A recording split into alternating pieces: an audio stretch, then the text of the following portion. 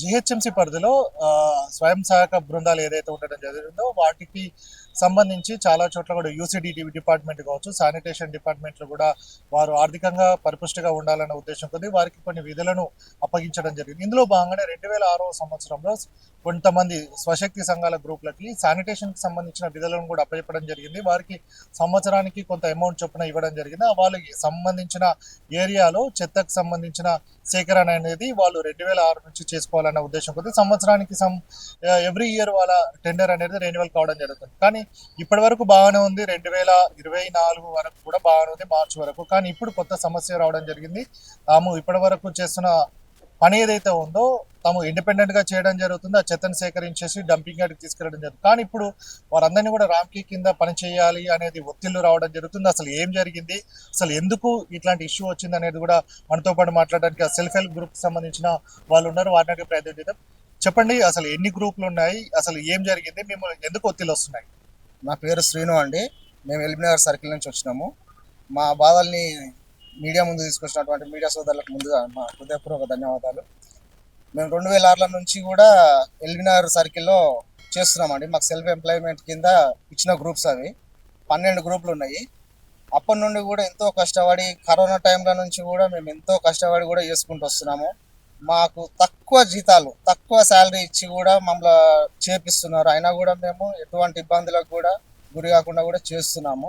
Corona టైంలో కూడా మా ఎంప్లాయీస్ 4, ఇతని పేరు శివ, వీళ్ళ ఫాదర్ కరోనాలో కరోనా వచ్చిన వాళ్ళ ఇంటికి వెళ్ళి కూడా మేము చెత్త సేకరించినాము. అట్లా 4 ఎంప్లాయీస్ కూడా చనిపోవడం జరిగింది.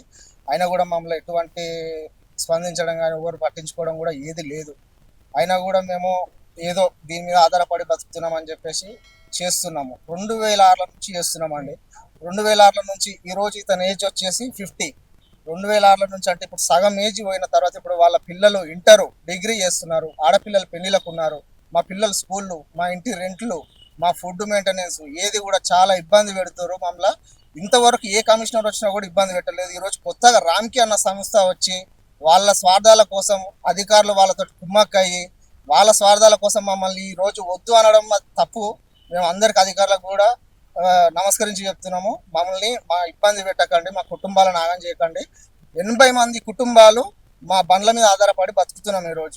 ఈరోజు అటు మా స్వయం ఉపాధిని కోల్పోయేటట్టుగా చేయకండి. మేము రోడ్ల వాడే పరిస్థితి వచ్చింది. కమిషనర్ గారు అందరూ కూడా మా బాధలను పట్టించుకొని కొంచెము అందరూ మా గ్రూప్లను మాకు ఇచ్చి ఇదే విధంగా ఎన్నో కుటుంబాలు కూడా బతికేటట్టు కూడా జిహెచ్ఎంసీ ఎన్నో రూపకల్పనలు చేయొచ్చు. ఈరోజు స్వయం ఉపాధి కింద మహిళలకు పనులు ఇచ్చి కూడా ఎన్నో కుటుంబాలకు ఉద్యోగాలు కల్పించవచ్చు. ఈరోజు రామ్కీ సంస్థ ముందుకు తీసుకొచ్చి 200 కోట్లకు అయ్యే బడ్జెట్ను 1000 కోట్ల కాంట్రాక్ట్కి ఇచ్చి ప్రతి ఒక్కరిని కూడా ఇబ్బంది పెట్టడం జరుగుతుంది. ఎంతో మంది కార్మికులు చనిపోతారు. వాళ్ళ ఒత్తిళ్ల వల్ల కూడా ఎంతో మంది కార్మికులు నష్టపోతారు. వాళ్ళ హెల్త్లు ఖరాబ్ అవుతున్నాయి. వాళ్ళకి ఎటువంటి ప్రికాషన్స్ లేవు సార్. వాళ్ళకి ఎటువంటి కూడా ఏది లేదు. ఇప్పుడు మిమ్మల్ని రామ్కీ కింద పని చేయాలని చెప్పేసి ఎక్కడి నుంచి ఒత్తిళ్ళు వస్తున్నాయి, ఎవరు చెప్పారు మీకు? మా పై అధికారులు అండి. మా పై అధికారులు మన రఘుప్రసాద్ సార్ దగ్గరికి వెళ్ళామండి.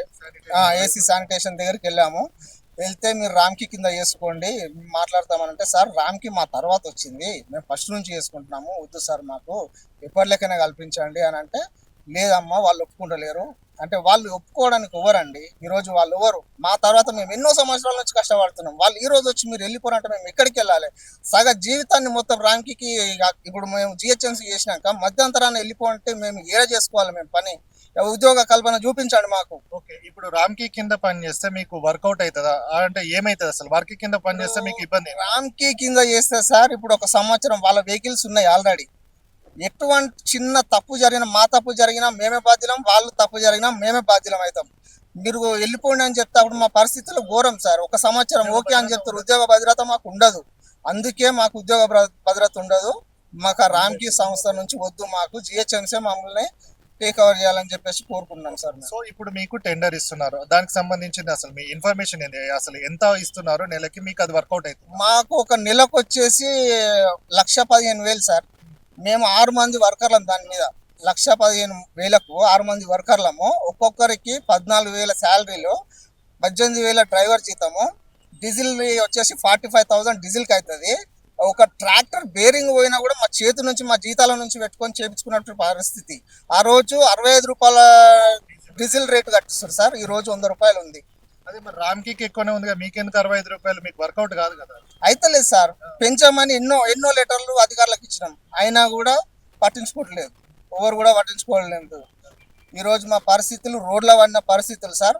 పై అధికారులకు అందరు కూడా మేము నమస్కారం చేసి చెప్తున్నాము, ప్రతి ఒక్కరికి మా జీవితాలను ఆగం చేయకండి, మా ఉద్యోగాలను మాకు కల్పించండి, మా ఉపాధిని మాకు కల్పించండి, అందరికీ నమస్కరించి తెలుపుతున్నాం సార్. అంటే ఒక పక్క ఉద్యోగాలే లేవు, చెత్త సేకరణ కూడా చేయనిచ్చుకోవట్లేరు అంటే అసలు మరి ఎట్లా బతుకుతారని చెప్పేసి అనుకుంటున్నారు ఇలా? వాళ్ళ జేబులు నిండితే పక్క వాళ్ళ అవసరాలు వాళ్ళకి పట్టింపు లేదు సార్. వాళ్ళకి కాంట్రాక్టర్ కావాలి, కాంట్రాక్టర్ల నుంచి వీళ్ళ జేబులు నిండాలి, అంతవరకే మాత్రం. కానీ పేదలు ఏదన్నా కానీ ఎక్కడన్నా కానీ ఏమన్నా చావని వాళ్ళకి కావాలి పని, రావాలి డబ్బు. అదే విధంగా ఈరోజు మా యూనియన్ అధ్యక్షుడు గోపాల్ గారు పదే పదే నెత్తి నోరు కొట్టుకొని ఎన్నోసార్లు చెప్తున్నారు సార్, జిహెచ్ఎంసీ ఖజానా కానీ పబ్లిక్ మన ప్రజాదానం మొత్తం కొల్లగొడుతుర్రు, ఆగం చేస్తుర్రు, 1000 కోట్లు 200 కోట్లతో పోయేది 1000 కోట్లు చేస్తుర్రు. ఈరోజు వద్దు వద్దు ర్యాంకింగ్ రద్దు చేయండి, వేరే రాష్ట్రాలు పంపించినాయి, మన రాష్ట్రంలో ఎందుకని చెప్పేసి ఎంతో కొట్లాడుతుండు. అయినా కూడా అధికారులు పట్టించుకుంటలేరు, ఏ ప్రభుత్వం కూడా పట్టించుకుంటలేదు. సో ఇప్పుడు మీరు సరూర్ నగర్ సర్కిల్, ఏదో సర్కిల్, మీ 12 గ్రూపులు ఉన్నాయి కదా, మీరు చేసే పనిని రామ్కి చేస్తే వాళ్ళకి ఎంత అవుతుంది? రామ్కి అంటే మేము టన్నుకి ఎంత తీసుకుంటాడు? మీరుకి టన్నుకి ఎంత వస్తుంది? వాళ్ళకు అంటే మీరు టెండర్ కాబట్టి టన్నుకి ఇంత అని ఉండదు, వాళ్ళకి 2600 చొప్పున ఉంది కదా. సో మీరు చేసే పనిని వాళ్ళకి ఇవ్వడం వల్ల కొన్ని కోట్ల రూపాయలు వాళ్ళకి వెళ్తున్నాయి, మీరేమో ఫ్రీ ఆఫ్ కాస్ట్, అంటే ఒక టెండర్ 1,15,000 సంథింగ్ మాత్రమే వస్తుంది, కానీ వాళ్ళకు 26,00 టన్ను చొప్పున పోతుంది కదా, ఇదే వాళ్ళ కోట్లలో వెళ్ళిపోతుంది. ఏంది మరి వ్యత్యాసం? ఇప్పుడు మాకు ఇచ్చేటువంటి అమౌంట్ 1,15,000 అండి, 1,15,000. వాళ్ళకేమో టన్ అవర్ల.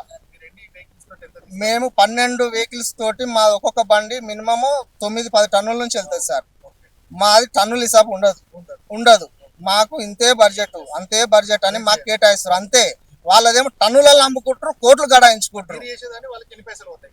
మేము చేసాంట్లకి అంటే వాళ్ళ అమౌంట్ బడ్జెట్ మా. ఇప్పుడు మీరు 9 టన్నులు 10 టన్నులు తీస్తున్నారు, మీరు లేరనుకుందాము, అదే వాళ్ళు చేస్తే ఎంత అవుతుంది అమౌంట్? మా త్రిబుల్ అవుతుంది సార్. మాకు వాళ్ళకు చాలా వ్యత్యాసం, చాలా లక్షలలో ఉన్నది కోట్లలో అవుతుంది. ఈరోజు ఎంతో మోసం సార్. పాపం స్వచ్ఛ ఆటోలో కరోనా టైంలో కూడా ఎంతో కష్టపడి చేసారు. ఇంట్లో పోటీ కరోనా వచ్చిన ఇండ్ల వాళ్ళ నుంచి కూడా చెత్త స్వీకరించారు.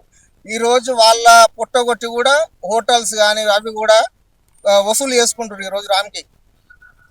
అంత ఇప్పుడు మనకి మీరు లక్షల్లో పోయేది కోట్లలో పోతుంది అంటే అధికారుల వాళ్ళది ప్రమేయం ఉన్నట్టు స్పష్టంగా కనబడుతుంది కదా, మరి ఎవరికి ఫిర్యాదు చేస్తారు? ఇప్పుడు ప్రజెంట్ గా మాత్రము మా యూనియన్ సంఘాలు ఉన్నాయి సార్, గోపాలన్న గారు ఉన్నారు. మా తరఫున ప్రతిసారి కూడా ప్రతి ఒక్క పేదోళ్ళకి కానీ ప్రతి ఒక్క యూనియన్ ఏ కార్మికునికి సమస్య వచ్చినా ఆయన ముందుండి కొట్లాడతాడు. మేము మా యూనియన్ తరఫునే ముందుకు పోతున్నాము, అధికారులను కలుస్తున్నాము. అధికారులు ఒకవేళ స్పందించకపోతే ముఖ్యమంత్రి దాకా మంత్రుల దాకానైనా ముందుకు పోతాము. జిహెచ్ఎంసీని ముట్టడించి ఇట్లాంటి ఎన్నో చేసినామండి. మేము ఎన్నో కార్యక్రమాలు కూడా చేసినాం, వంట వార్పులు చేసినాం, తెలంగాణ కోసం ఉద్యమాలలో పాల్గొన్నాము, అన్ని విధాలుగా చేసినాము. ఇది మాకు కొత్త ఏం కాదు. అధికారులను రిక్వెస్ట్ చేస్తున్నాం, ప్రతి ఒక్కరిని రిక్వెస్ట్ చేస్తున్నాం, మా కుటుంబాలను, మా పిల్లలను మమ్మల్ని బయట ఇవ్వకండి అని బ్రతిమలాడుకుంటున్నాము. మంచి మనసుతోటి మమ్మల్ని ముందుకు తీసుకుపోతారని కూడా నేను మనం చేస్తున్నాను. సో మనం చూసుకున్నట్టయితే అధికారులు ఏ విధంగా ప్రమేయం ఉందనేది కూడా మనకు అర్థమవుతుంది. వీళ్ళకు సంబంధించి స్వశక్తి సంఘాలు ఏదైతే గ్రూపులు ఉండడం జరిగిందో దాదాపుగా ఇయర్కి 1,15,000 రూపాయలు వీళ్ళకి ఇవ్వడం జరుగుతుంది.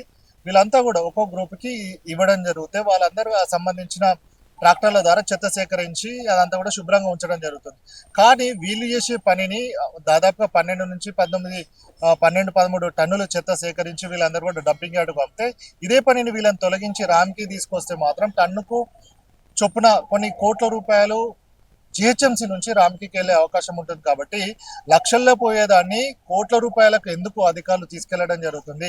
ఇన్ని సంవత్సరాలు 2006 నుంచి దాదాపుగా అంటే ఇప్పటి వరకు 20 సంవత్సరాలు పనిచేస్తున్న వీళ్ళందరినీ స్వయం శక్తితో వీళ్ళందరూ కూడా పురోభివృద్ధి సాధించాలనుకుంటున్నప్పుడు వీళ్ళని తొలగించి వీళ్ళ పనిని అంటే రామ్కి కింద పనిచేయాలని అంటే ఎవరి స్వార్థ ప్రయోజనాలు ఉన్నాయి, ఎవరికి లబ్ధి చేకూరుతుంది అనేది కూడా క్వశ్చన్ రైజ్ అవుతుంది. ఎందుకంటే ఇప్పటి వరకు కూడా రామ్కి సంస్థ ఎట్లాంటి ఆకృత్యాలు చేస్తుందో అందరికీ తెలిసిందే. ప్రాపర్టీ ట్యాక్స్కి సంబంధించి గార్బేజ్ కలెక్షన్ సంబంధించిన ట్యాక్స్ కూడా అందులోనే ఉంటుంది. కానీ ఈ రామ్కి సంస్థ మాత్రం గార్బేజ్కి సంబంధించిన ట్యాక్స్ను కూడా ఇప్పటికే వసూలు చేయడం జరుగుతుంది. ప్రజలందరూ కూడా రామ్కి వసూలు చేస్తున్న ట్యాక్స్ పట్ల కూడా అప్రమత్తంగా ఉండాలి. ఎందుకంటే వాళ్ళు చేస్తున్న అకృత్యాలు రోజు రోజుకు పెరిగిపోతున్నాయి. ఎందుకంటే చాలా మంది స్వచ్ఛ ఆటోల నుంచి మొదలుకుంటే ప్రతి దాంట్లో కూడా రామ్కి అంటే ఆఫీసర్లు మాత్రం ప్రజల కోసం ఉన్నారా లేకపోతే రామ్కి సంస్థ కోసం ఉన్నారా అనేది మాత్రం తెలియడం లేదు. పేదలు ఎవరైతే ప్రశ్నించడానికి ఇబ్బంది పడుతున్నారో వారిపైన కూడా ఆకృత్యాలు చూపిస్తున్నారు. కాబట్టి ఇది ఇప్పటికైతే సెల్ఫ్ హెల్ప్ గ్రూప్ కి సంబంధించి మార్చి వరకు టెండర్ ఉండడం జరిగింది. వారికి సంబంధించి రామ్కీ సంస్థ కాకుండా ఇప్పటి వరకు ఇండిపెండెంట్ గా చేశాం కాబట్టి తమకు అదే ఇండిపెండెంట్ గా తమ వర్క్ మేము చేసుకుంటాము. తాము గతంలో 65 రూపాయలు ఉన్న డీజిల్ సేమ్ ఇప్పటి వరకు కూడా 90 నుంచి 100 రూపాయలకి అయినప్పటికీ కూడా అదే ఇస్తున్నప్పటికీ మేము పనిచేయడం జరుగుతుంది. ఇప్పటికే తమ ఏజ్ పెరగడం జరిగింది. అయినప్పటికీ కూడా జిహెచ్ఎంసీ ఉన్న మీద ప్రేమ కావచ్చు, తమకు ఇప్పటివరకు ఉపాధి కల్పించారన్న నమ్మకంతో జిహెచ్ఎంసీకి పనిచేస్తున్నామని చెప్తున్నారు. తమ పొట్టలు కొట్టద్దని, తమ కుటుంబాలు ఆగమవుతాయని చెప్పడం జరుగుతుంది. రామ్కీ సంస్థ చేస్తున్న అకృత్యాలను ఇప్పటికైనా అడ్డుకట్ట వేయాలి, తమకు న్యాయం చేయాలని కూడా వారందరూ కూడా చెప్తున్న నేపథ్యం ఉంది. వీడియోస్ ప్రభాకర్తో గణేష్, సమయం టీవీ, హైదరాబాద్.